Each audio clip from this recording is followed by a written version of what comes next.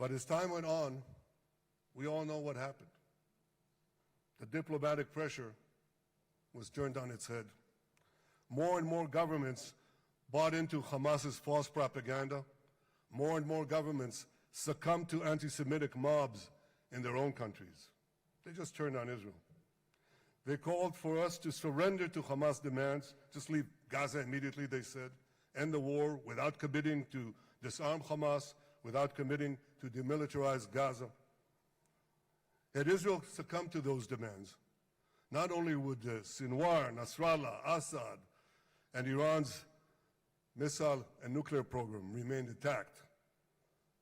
Not only that, because in no time, the Hamas killers would be back on the border fence, ready to repeat the horrors of October 7th again and again, as they vowed to do.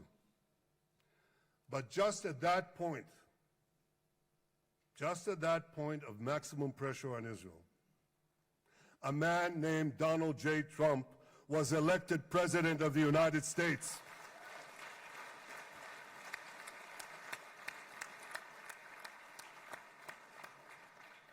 And ladies and gentlemen, overnight, everything changed. Everything.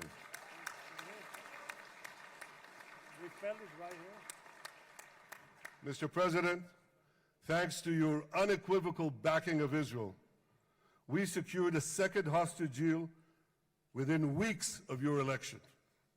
And in the months that followed, we worked closely together to forge a path to bring the remaining hostages home and end the war.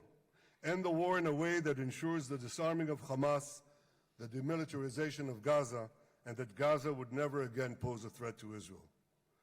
2 months ago, you fully backed my decision to send the IDF into the last Hamas stronghold in Gaza City. You shared my view that this military pressure would help free the hostages. And despite all the criticism, all the naysayers, we were right. Hamas caved in.